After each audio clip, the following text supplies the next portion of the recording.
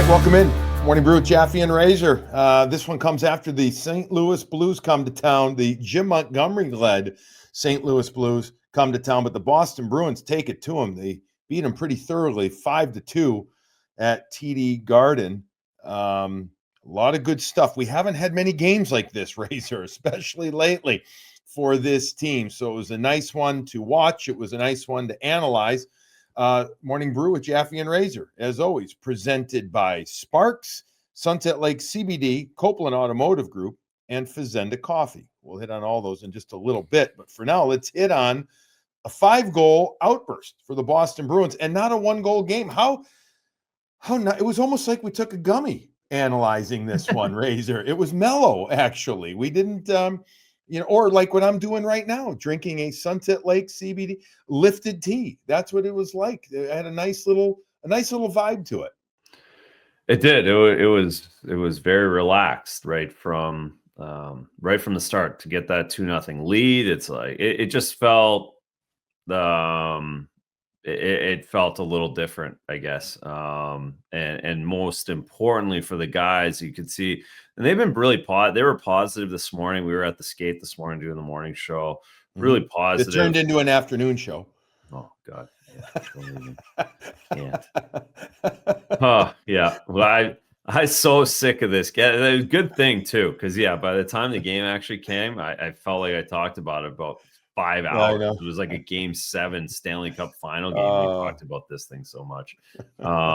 So we beat this one up pretty good. But the Bruins didn't beat it up. They didn't chop it up. They went out and put a good performance together against, again, if they're going to stay in the playoff mix, if they're going to be around it, they had to win these types of games. And they did so convincingly. And for them, it's just a good way to start the weekend, because they have a great weekend. Win the game Thursday night, hang out Friday, play a game Saturday, and then they get a couple days at home again. So good start for them.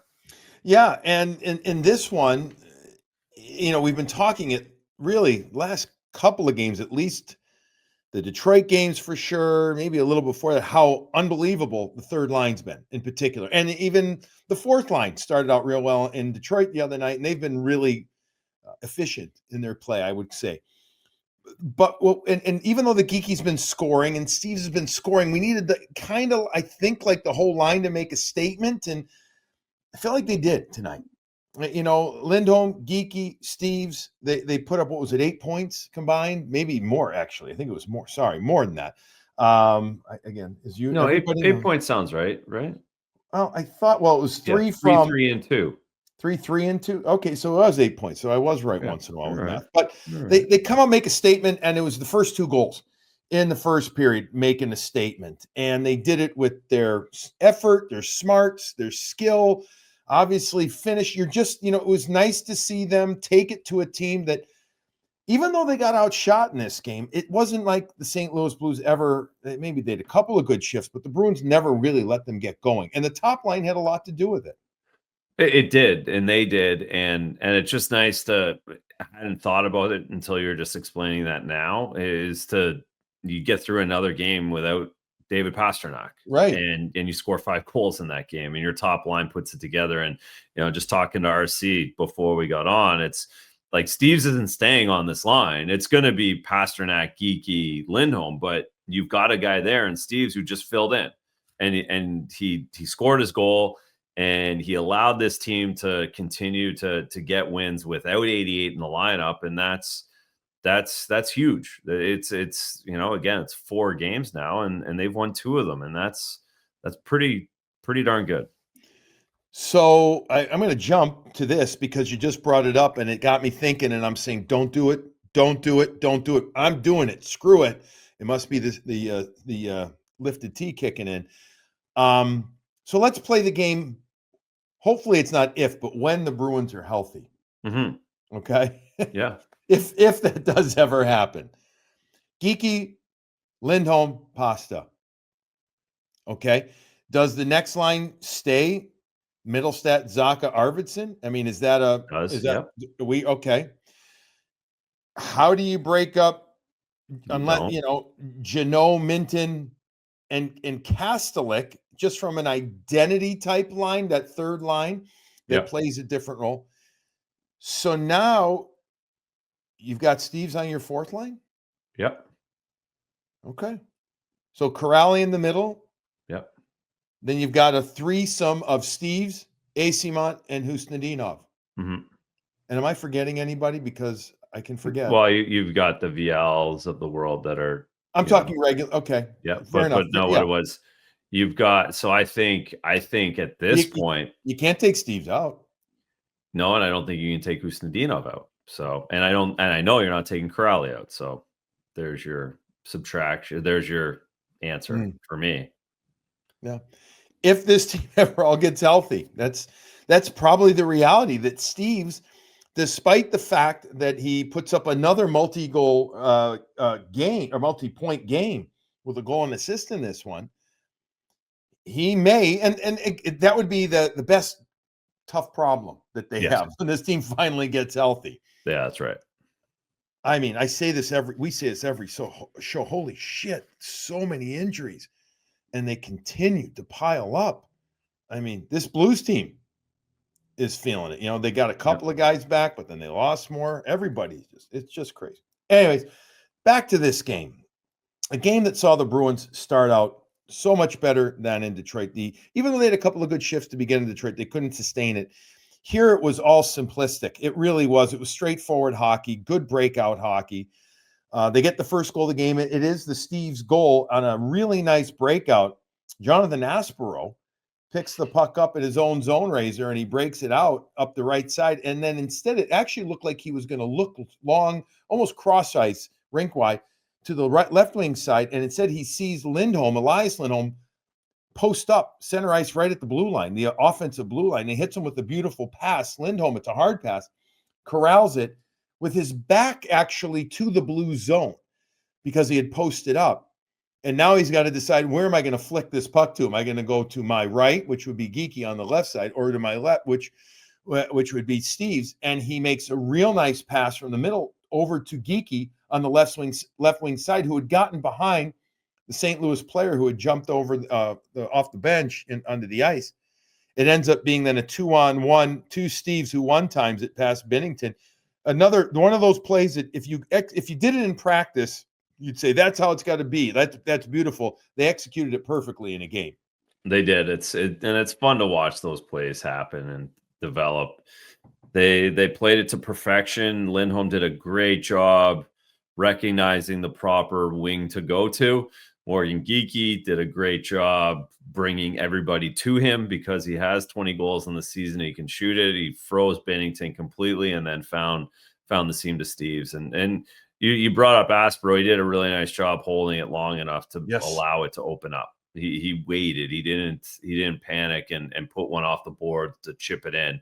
He waited to make the play develop, and that was a thing of beauty.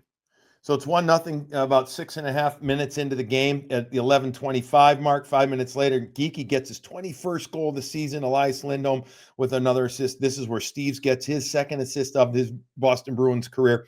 A good forecheck. Starts on the left side with a good dump into the corner. Steeves and Geekie kind of tag team it. Then it transfers to the other side. And then Steeves and Elias Lindholm kind of tag team it. Lindholm waits for the puck to come to him just about the right wing corner. And as he gets it, you said in the post game on Nesson about how he had already recognized that Geekie was in the slot area. Kind of poor coverage on Geekie, late coverage by the St. Louis. I think it was Buchnevich who was maybe coming back. It went off the stick of Dvorsky as well, the pass. And it goes to Geekie, who rifles it over the glove side of Jordan Binnington for a 2-0 lead, and we're 11.5 minutes into the first period. And again, that insurance goal from that top line who showed up, and Marco Sturm talked yesterday, today, tonight. We talked about the start. Those guys led, and they got them out to that 2-goal lead, which it just hasn't felt like the Bruins have had a 2-goal lead or a comfortable period like that in forever. 14-10 were the shots in the first period. Bruins go into the intermission up to feeling good. Come out, and Buchnevich ends up scoring a goal 2 minutes into the second period. Parayko with the assist. It's a rocket of a shot. It got stuck in the back part of the net. We weren't sure if it went in right away. We're like, where the hell's the puck? But it was a good shot. But then the Bruins get what I think was just a huge goal in this game. Lowry exits the puck out of his own zone, skates at almost the full length of the ice down the left wing side. Once he crosses into the offensive zone, he puts up a shot off pad, a puck off pad, a pop type play. And Binnington directs it to the right wing, to his left, which is the Bruins' right wing side. And Victor Arvidsson skates into it and gets a lot of it, but still has a fluttering motion on the puck. It wasn't a knuckle puck completely. It was is it possible, Razor, to be a hard flutter? Does that make sense? Yeah, it was like it was a hard flutter. And it was upstairs. So and it was bar down, yeah. Yeah, it was bar down, but good shot and good location. But Binnington didn't play that right, did he? I mean, he probably should have stayed on his feet, or is that? You tell me. I'll give you what I think. You tell me though. No, I thought it's weird. The more I watched it, the more he did get unlucky in how good Arvidsson shot, good / fluttery that shot was. I think I don't think he ever expected, because if it's direct, and we could really like, this could be like the whole show right here. If that's direct, the more I thought about it, if it's direct, it probably can't, the trajectory can't go bar down. It at some point hits him, because Binnington tries to take a little bit of depth, but because it has a little bit of float, a little bit of flutter to it, I think it just pops a little bit up and over Binnington, millimeters, and that's what makes it go in. All in all, you can't give up 5 goals, and Binnington's had the bad game last game and the bad game before that. He's struggling a little bit. That he should have played that differently. That can't go in. But there was, I think if you talk to him right now on the plane, wherever they're flying to, he'd be like, dude, that should never have gone in the way it did. And good for Arvidsson to hit it. That's why you need to have a shot mentality in this league at different times. Morgan Geekie does it. David Pastrnak does it on a consistent basis. These guys that score a lot of goals, they shoot pucks when you shouldn't, and they pass pucks when you shouldn't. And it seems to work out. And again, Arvidsson has a shot first mentality. We've seen him slap it a bunch of times, and that's why he scored 201. Right. Yeah, I was going to say that gets him over the 400 point mark, or to the 400 point mark as well. But you're right about the shot. I mean, this is a guy that, if I remember correctly, it's at least 4, if not 5 times he's had over 200 shots on goal in his career. It's been 5 or 6 times he's had 20 or more goals in his carer. So he's doing it for the Bruins here. Yes, he was injured, but he's got 7 goals right now. So he's pacing all right. He's pacing all right. By the way, our cameras caught Jim Montgomery, and I'm no lip reader. Yeah, he didn't like it. He did not like that goal. I think he said that can't go in, or something. That can't happen. Yeah, that can't happen. Yeah, that can't happen. So good play by Lowry too. He gets the assist. Then at the 12:26 mark, the Zacha line now gets going. Arvidsson is part of the Zacha line, but now it's the Pavel Zacha show, and the Pavel Zacha line get going. Zacha gets his 6th, then his 7th. 12:26 is his 6th goal of the year, as he is able to slalom into the offensive zone after a nice breakout play from Lowry to Arvidsson, cross ice from the left wing side to the right wing side. Arvidsson gets the puck to Zacha, who brings it in on his back end to his forehand mid slot and then smokes it upstairs past Binnington. I'll give Binnington a pass there, because the D, everybody just gapped out. They didn't gap up.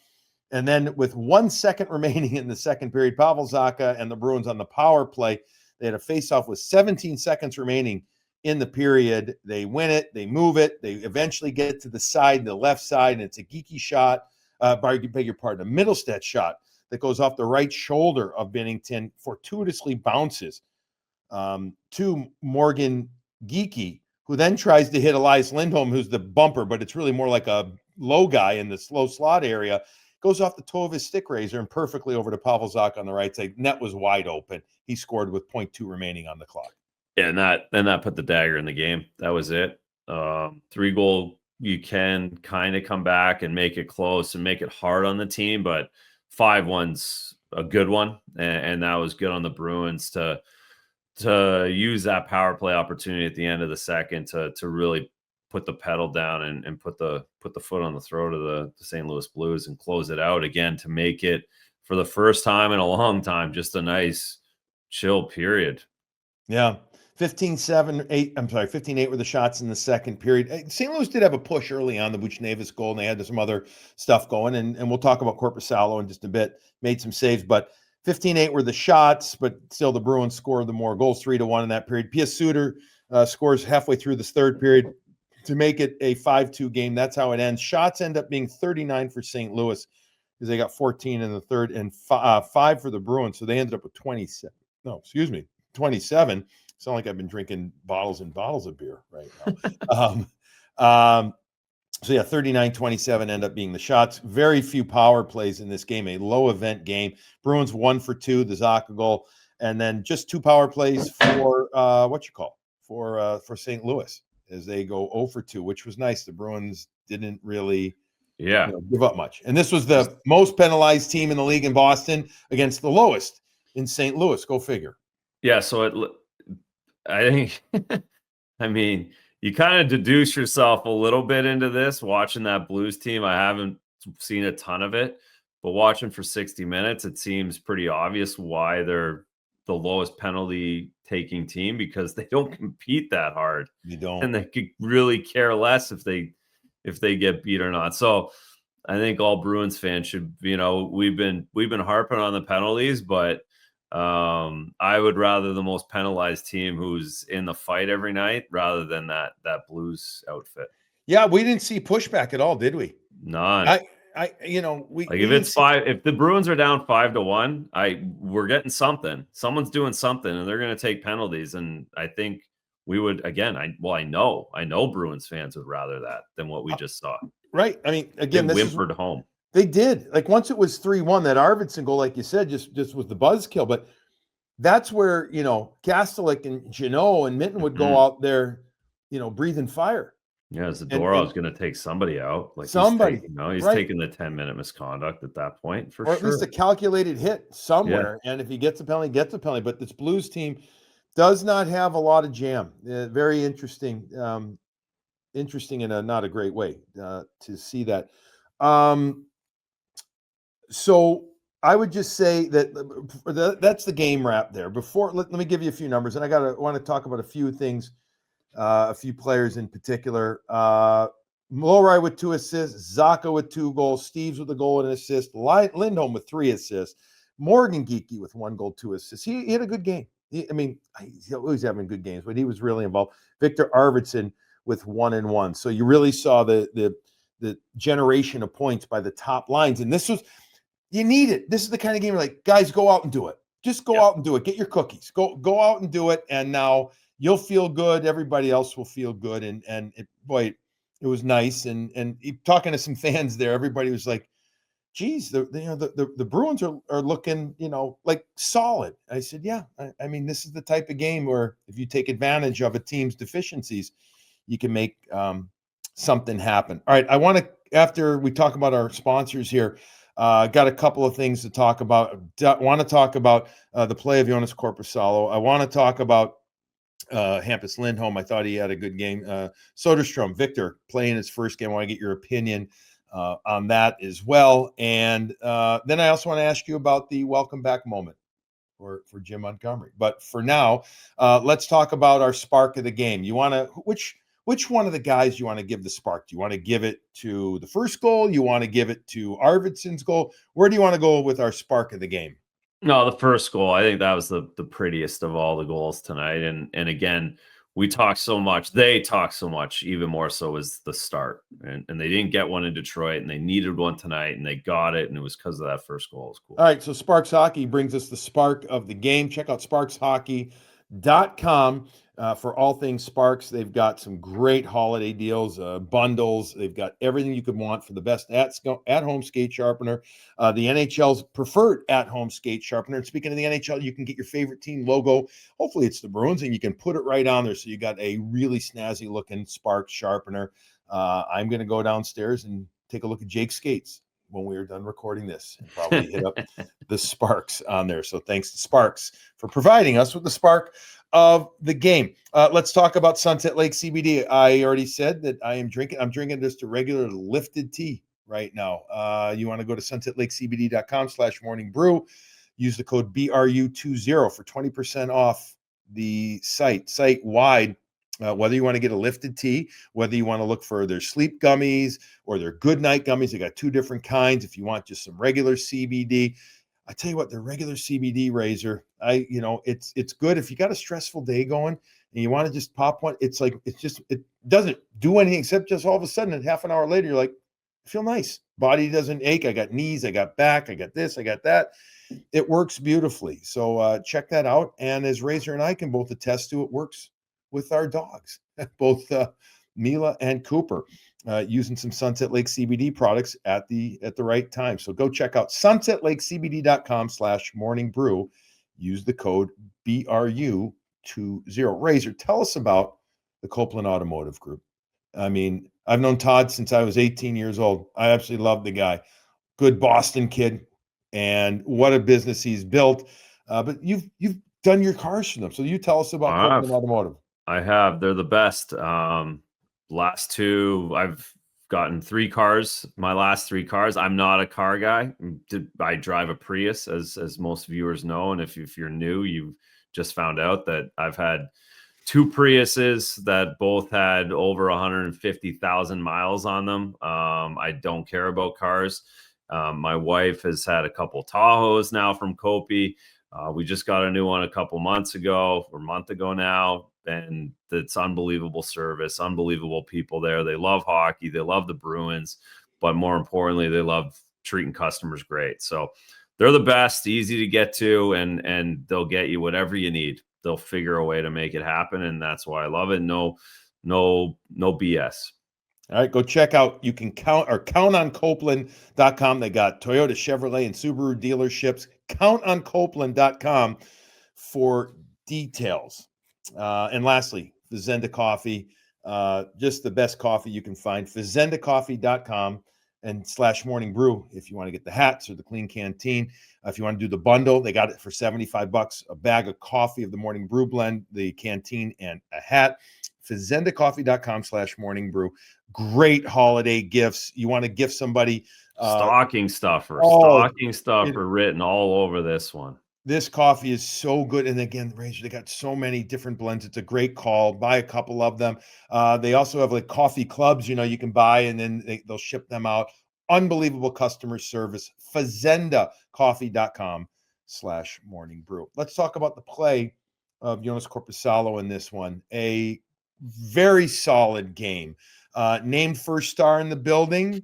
We gave ours to Zacha. Again, we can split hairs as to who makes all the decisions on that. But it was one of those you talked about comfortable games for the team in general, which I would say comfortable for him too, wouldn't you?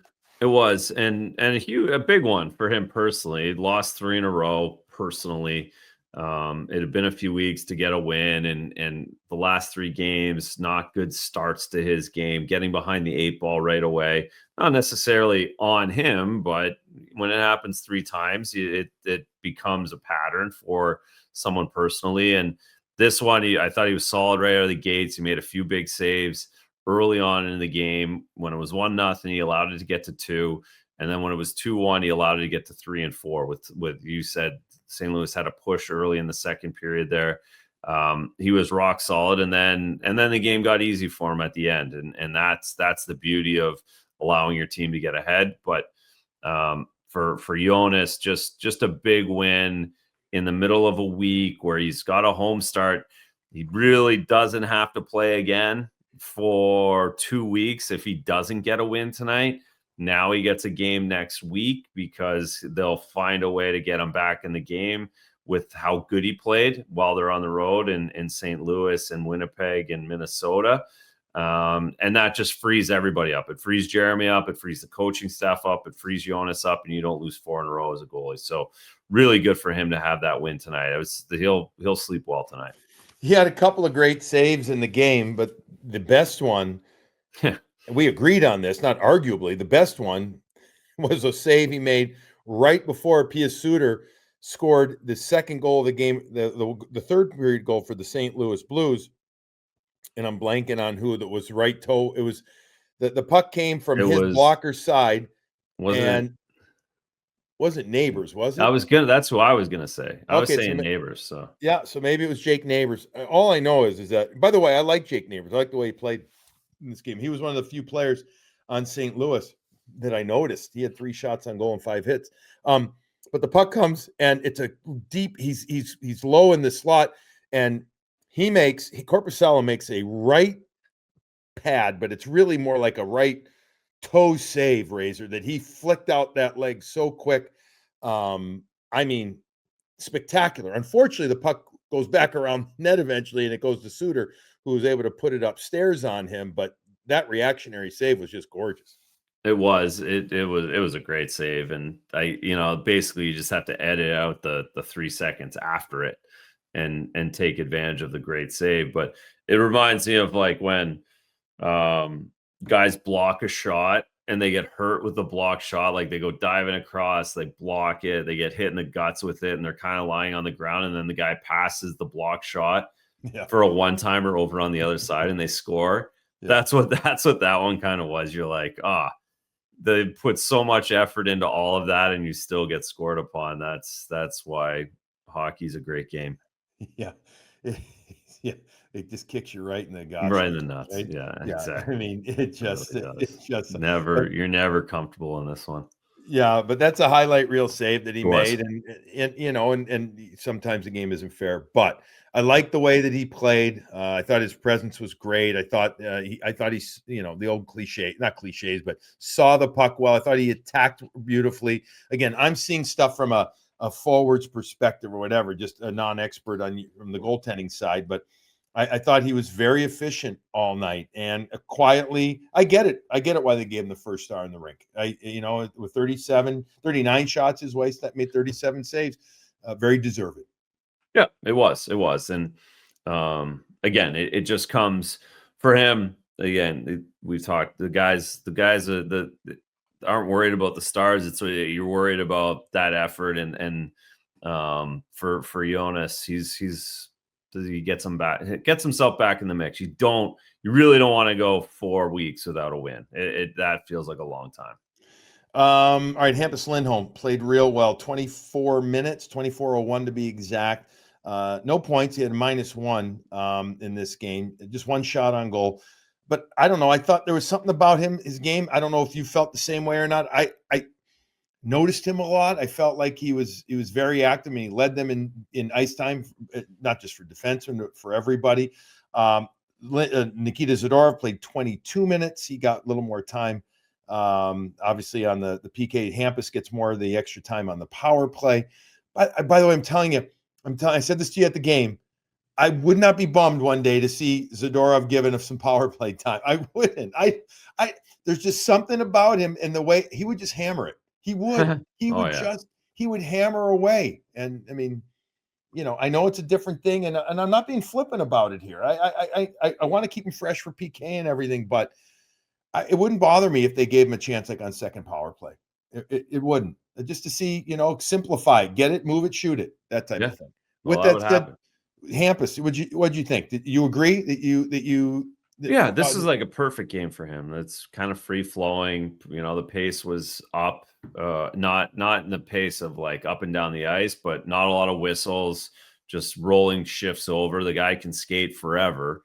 When you play 5 straight minutes in the second period, I mean, he could play all 5 of them. It wouldn't affect him. He's an absolute hockey machine, his body. And so this was like a good game for him to play, and a good one without the penalty kill. Like you said, if there's never a penalty kill, he's going to be your leader because he has to play 5-on-5. He has to be out there all the time because, again, he's the best skating defenseman you have. So that worked out well for him. It worked out for everybody, again, to be able to hand out minutes however you want to do it in the third period of a 5-1 game is a coach's dream. Victor Söderström gets his first game as a Boston Bruin at the regular season. Played a couple of games in preseason. Just called up yesterday. For this game, he played. Where did he go? Why am I missing Söderström? 14 minutes. 14 minutes. Thank you very much. 1340 to be exact. He was a +2, no shots on goal. He had 2 block shots. He did have 1 attempt, though. I mean, okay, right? It was fine. It was meaning he did his job for this first 100%. game. Probably a Plus good game two. for him too. Yeah. Your team wins 5-2, +2. When he woke up this morning, you're taking that all day, every day as a guy who just showed up, and you're going to learn. You brought it up in post game. You're going to learn. He just learned so much from that 60 minutes. They're going to do 15 minutes of video at the rink tomorrow. They're going to go every shift. They're going to figure out 3 or 4 nuanced things that will make him more comfortable on Saturday night. And more aware of just where everybody wants to go and how they want to do it. So it's a great experience for him. And again, just another guy chipping in. 10th defenseman the Bruins have had. And, if he's your 10th guy and he goes +2 this first time out, then you feel good about that. Great to see Charlie McAvoy back at morning skate. He's still a bit away, but he worked hard. He got bag skated at the end for about 30 minutes by John McLean, the Bruins skills coach, after all the other guys left. Actually, he skated a lot with Jeffrey VL. But good to see Charlie out there. Who knows when he can come back, but good for Victor. He gets into the game. As Callahan was hurt the other day, he's out for a bit. So they needed it. Now, coming up on Saturday is going to be a very different game. I know New Jersey's lost 3 in a row, and they play Vegas tomorrow night. They're in a tough stretch of games right now, but this is going to be a very different game. They're much faster. They're highly skilled type team. Yes, they're missing Jack Hughes. That's a bummer right there. All right, last thing. Way too early. Incredibly too early. 7th player award leaders. Who right now? This is, what are we? Are we 30 games? Is it 29 or 30? 29. Okay, 29 games in. So we're not even at the half. It's never too early for 7th player. It's the Bruins tradition. It's a fun. It is Bruins tradition. Now, I mean, I've got 4 guys I think that would be up for it in no particular order. Okay, just Fraser Minten. By the way, Fraser Minten had 5 hits in this game, and Alex Steeves had 6 hits. So 11 of the 19 hits from those 2 guys recorded in this game. So I'd say Fraser Minten would be considered. I don't know if he scored enough for it. Alex Steeves has to be considered. I know he hasn't played as many games, but 7 goals in his 13 games and now doing a lot of other stuff. Mark Kastelik, I think, has to be, right? I mean, there's 3. And who am I forgetting? Am I forgetting one other? Well, Jonathan Aspro. That's the other player, right? He played 21-33. If he continues to play, could he? I mean, he's not going to put up numbers offensively. That's my 4th guy. Thought he had a good game against you. 21-33. Holy shit! So all he's doing is playing 20+ minutes now after not being in the NHL for 5 years in the American League. Yeah, this could be they could eat a lot of votes, each of them. This is going to be probably the closest race in a long time with the 7th player. I think I would also add Zadorov. I know he's got a big contract, but there's guys that have had big contracts that have won that award. I think I'd agree. It's a good call. He's 22, 23, 24 minutes every night. So I'd add him in that list. Obviously you can't give it to Morgan Geekie anymore. No. The top line's out. The second line's probably out. Unless an Arvidsson goes on a huge run with goal scoring. So yeah, you kind of look into those 4 guys that we've mentioned at this point. All right. Well, again, way too early look, but just got me thinking about how it's fun. 7 players is great. Yeah. All right, that'll wrap up this morning brew with Jaffe and Razor. Razor, you and I will do another one on Saturday. We'll do our live Saturday morning brew with Jaffe and Razor on EEI, and we'll have that out for you in pod form, both on YouTube and on your preferred podcast provider soon after. Bruins win. They're now 5-6-0 in their last 11 games. Saturday, a visit, first time of the season from the New Jersey Devils, a team that, again, highly skilled, good pace team. Yes, they're missing a couple players. Who the hell isn't? But they're coming off a back-to-back. Again, they play Vegas, then they come into Boston and play the Bruins. So let's see if the Bruins can get another victory at home. That'd be really good. And we're seeing them in this wild year right now where they're going to be at. One day they're bottom 4, and then the next day they're top 4 in the conference. It's freaking crazy. All right, everybody, enjoy a couple of days, and then we will talk to you Saturday morning. And then I don't know. Next week, I know we're doing shows after that St. Louis game, so we'll not look too far ahead. But we'll talk to you then. Everybody, enjoy your coffee.